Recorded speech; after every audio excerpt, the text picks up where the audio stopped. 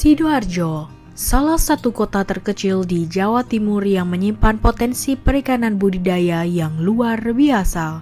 Dijuluki sebagai kota udang, Sidoarjo menghasilkan tak kurang dari 4,1 juta ton udang windu senilai 333,6 miliar rupiah di tahun 2021. Potensi besar tersebut tergambar jelas di Kecamatan Sidoarjo. Di daerah ini, sebagian masyarakatnya masih aktif dan concern dengan budidaya perikanan khususnya udang.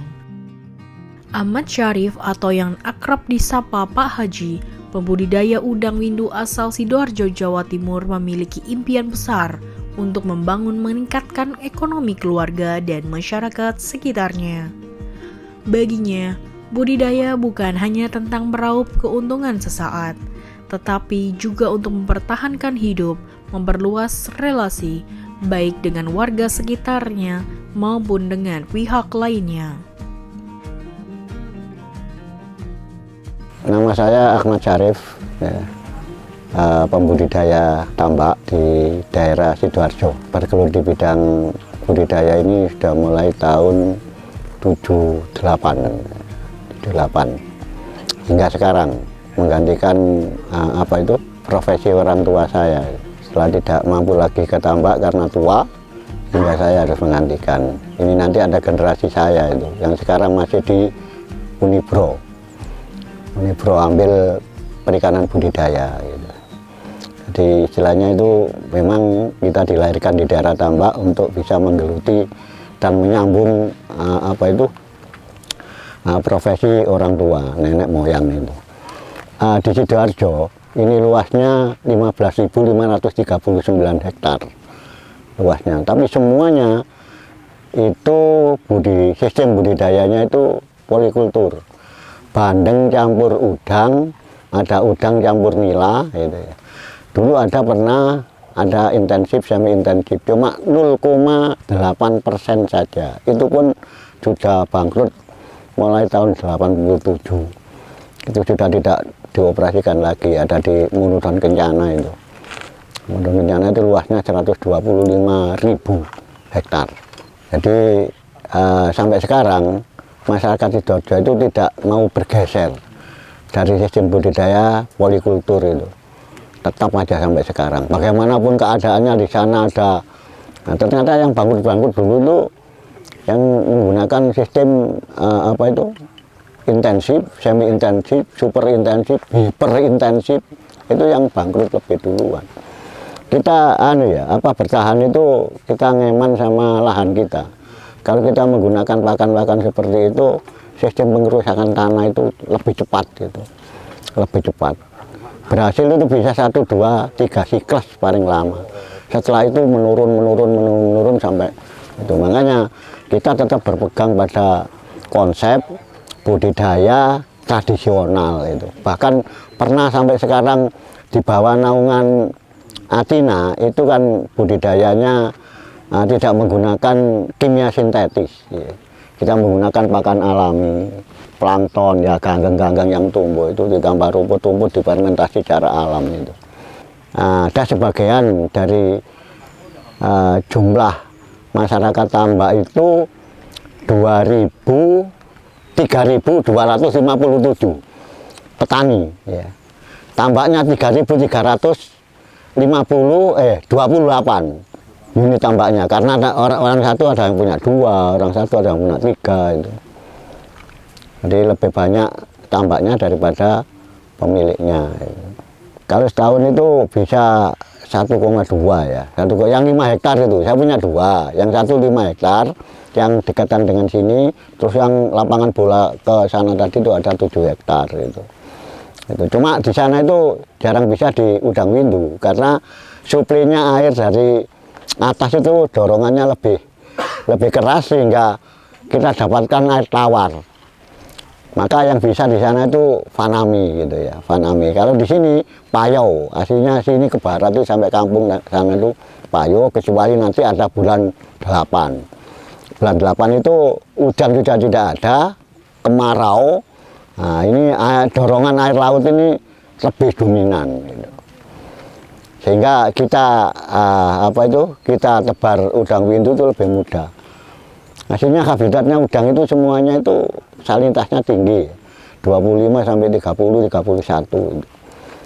Ya idealnya kalau tengah-tengahnya kita ambil 20 lah.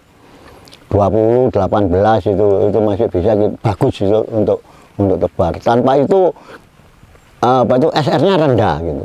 Bukan tidak bisa, akan tapi SR-nya rendah. Awalnya begini ya, kalau saya pernah melihat simposium di Hotel Shangri-La pada waktu itu Menteri Kelautan dan Perikanannya itu Pak Rahmin Dauri pernah menceritakan bahwa Indonesia ini pernah pegang ranking. Terus kemudian disusul Ekuador, disusul lagi itu Taiwan gitu. Tapi yang bangkrut dulu itu Thailand gitu.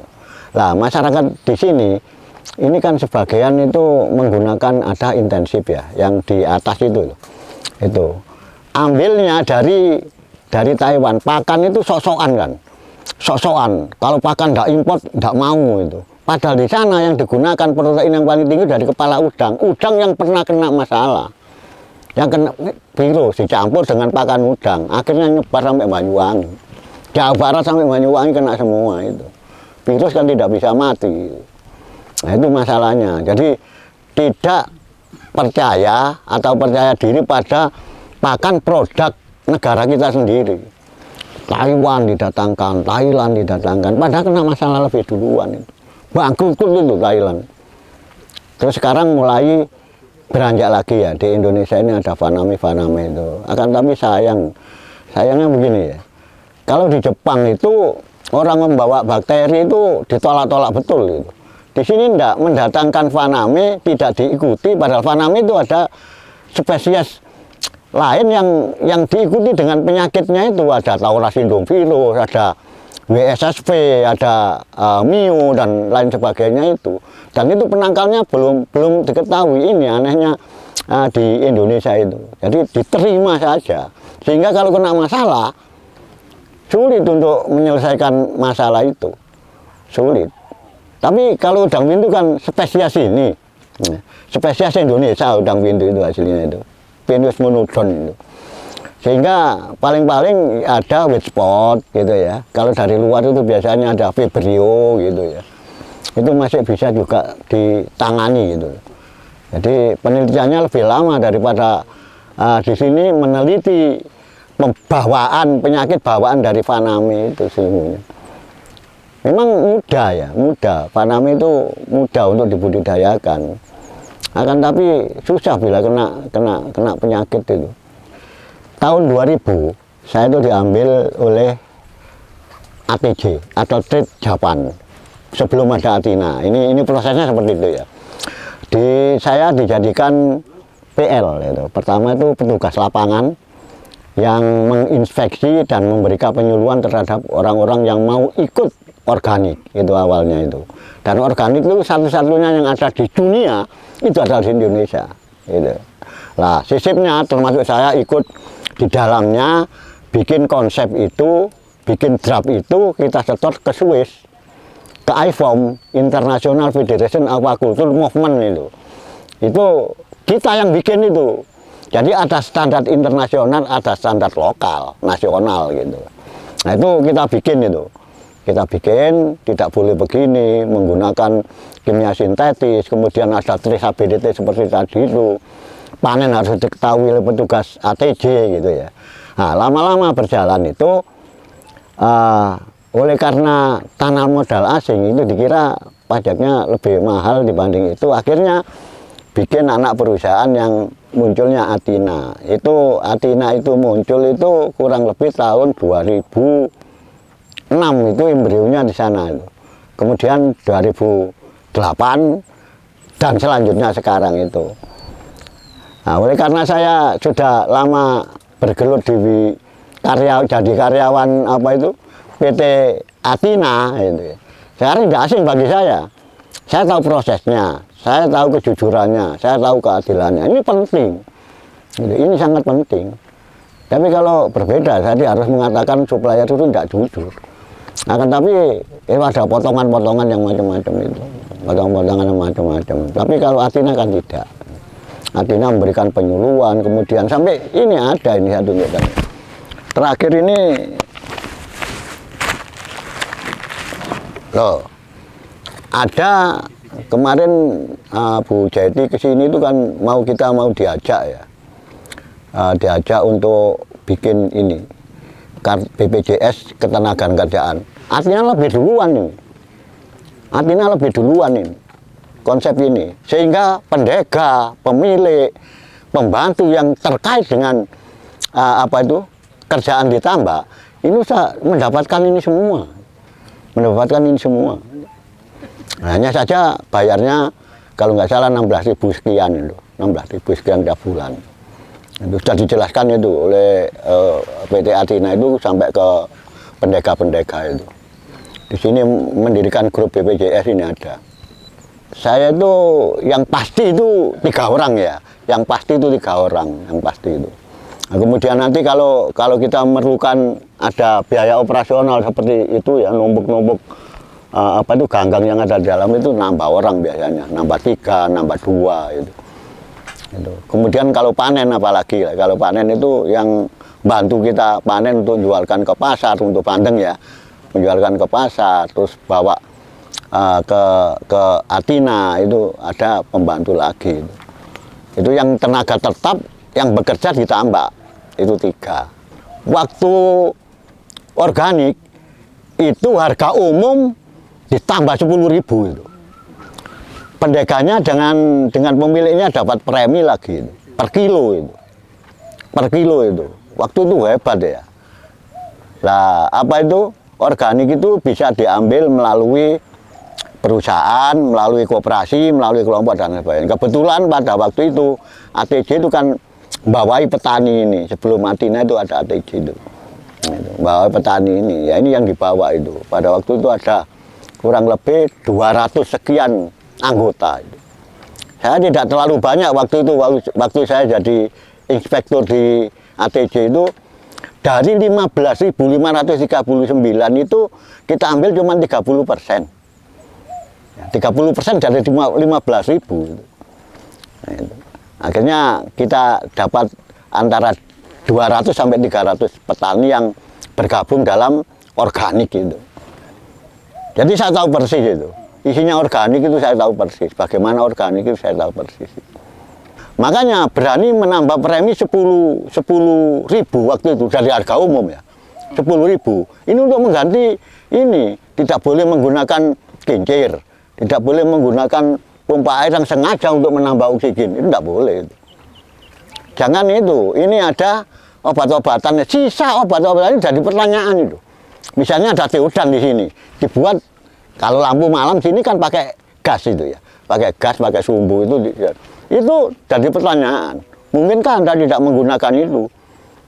Inspekturnya itu waktu itu ngambil dari Thailand, Pak Fitun namanya.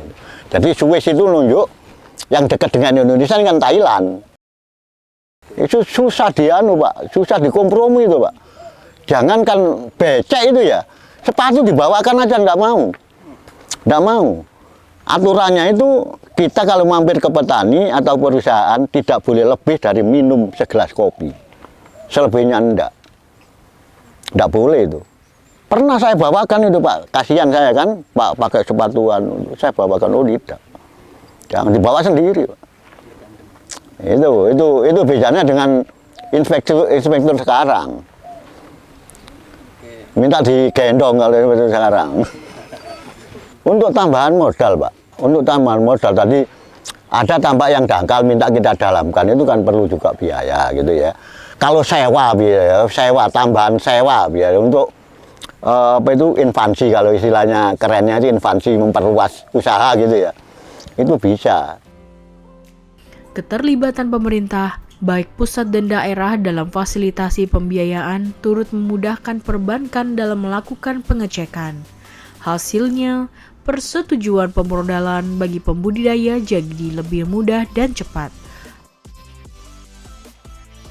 Untuk kredit-kredit yang sudah disalurkan, baik kur maupun kepedas di BRI, khususnya di mikro, di BRI unit, Untuk sektor perikanan ada dua, yaitu sektor permodalan untuk modal kerja, sedangkan yang kedua untuk investasi. Artinya boleh modal kerja atau boleh dipergunakan untuk investasi. Sedangkan untuk modal kerja, satu contoh misalnya untuk sektor budidaya tambak, untuk modal kerja itu misalnya untuk beli bibit, terus untuk lagi beli pakan, itu untuk modal kerja. Sedangkan untuk yang investasi, biasanya untuk pembenahan tambak, kemudian atau untuk perluasan tambak. Sedangkan untuk sektor perikanan yang nelayan, tangkap ikan, kebanyakan sektornya investasi, yaitu untuk pembelian jaring, jadi penggantian jaring, terus untuk perbaikan perahunya, atau untuk tambahan pembelian perahu.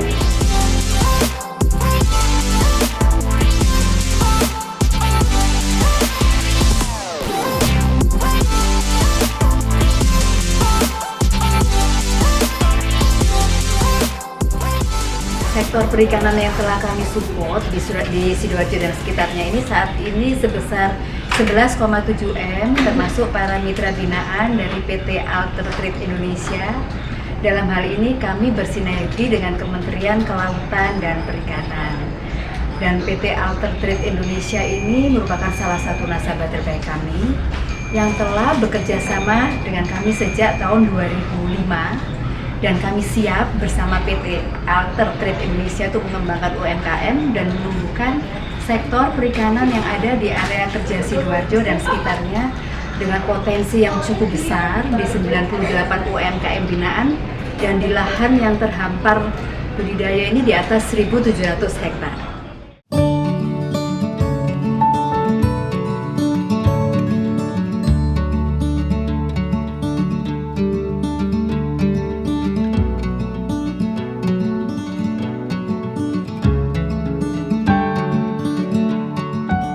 Dari petani itu ada link ke Athina. Saya kira kalau supplier nggak bisa itu, nggak bisa. Karena bisa dijamin karena pembayarannya melalui Athina. Athina transfer kita ke transfer BRI. Gitu.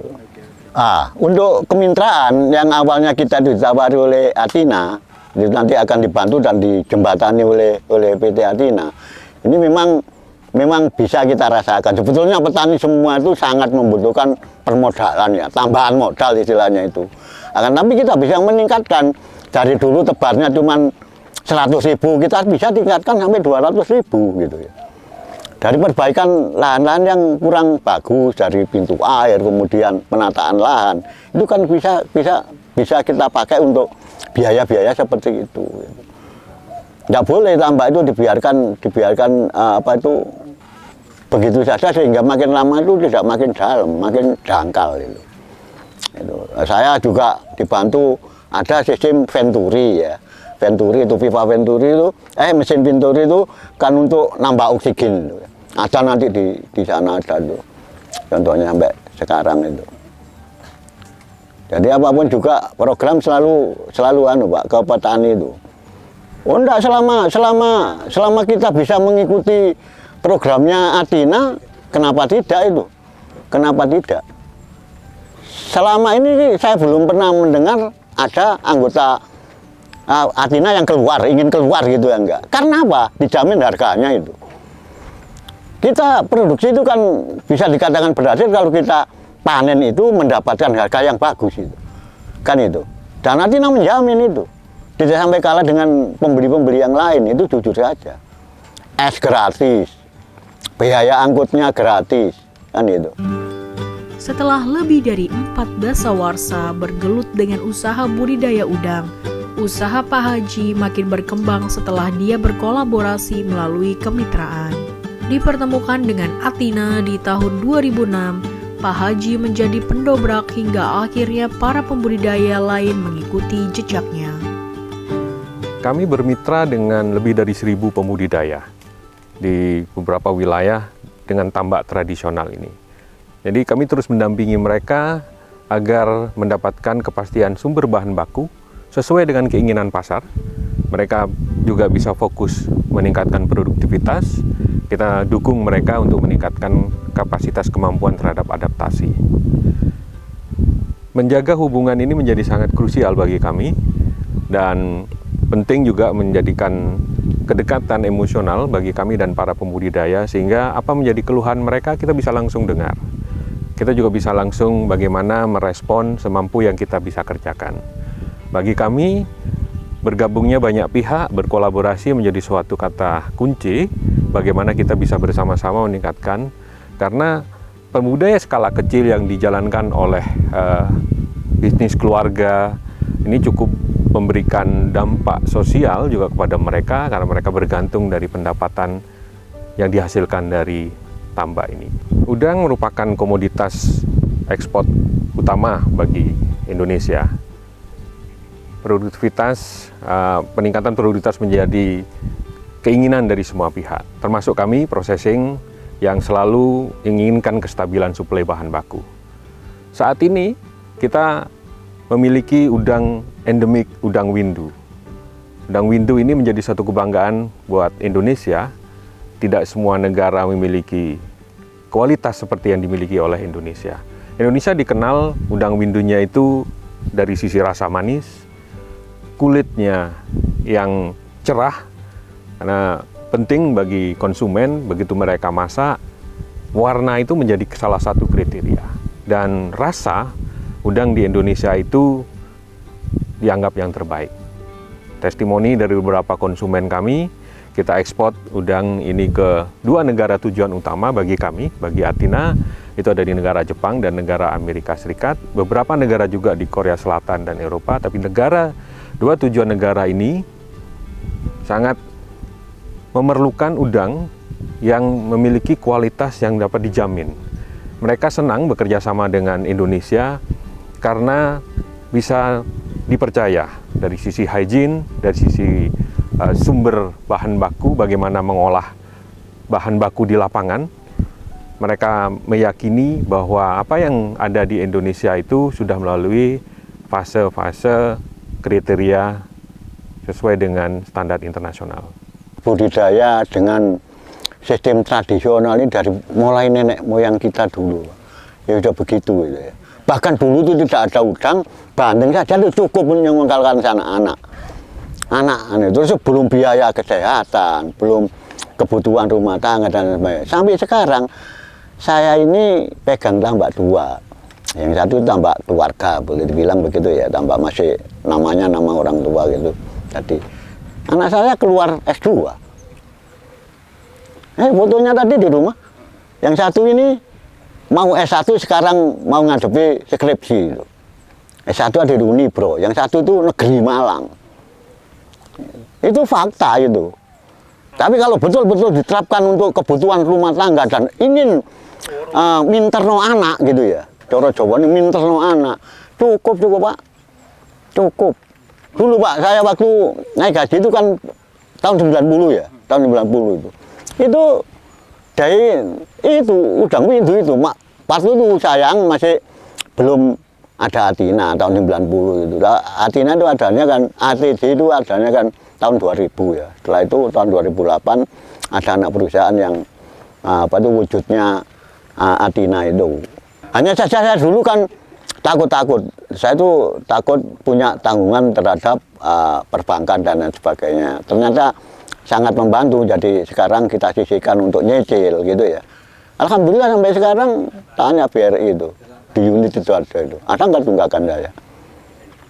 Kalau memang menggunakan manajemen yang sederhana saja, bisa itu. Bisa itu. Untuk petambak tradisional yang ada di Kabupaten Sidoarjo ini alhamdulillah rata-rata itu mereka memiliki lahan 3 hektar. Ini sudah cukup lumayan lebih baik daripada di daerah lain yang rata-rata hanya 1 hektar. Ini cukup mengangkat ekonomi masyarakat di Kabupaten Sidoarjo.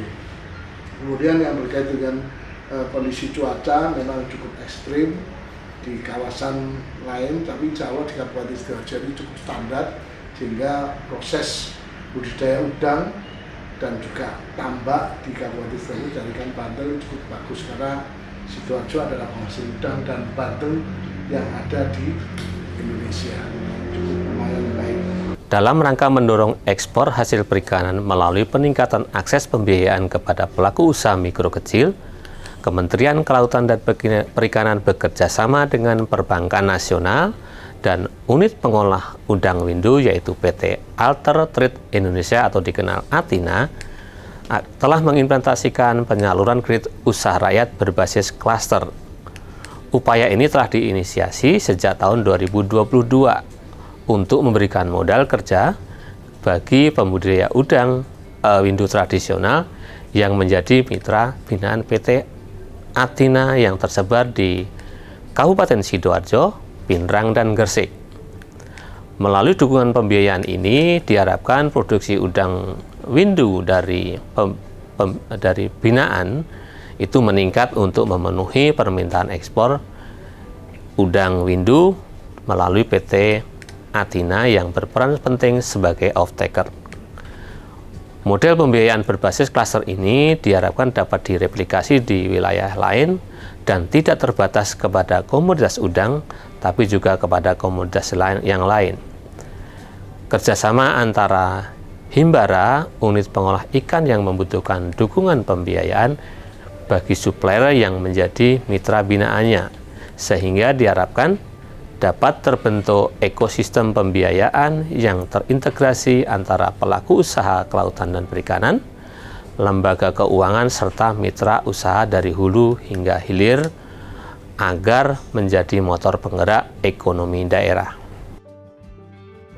Kemitraan adalah kunci keberhasilan budidaya udang.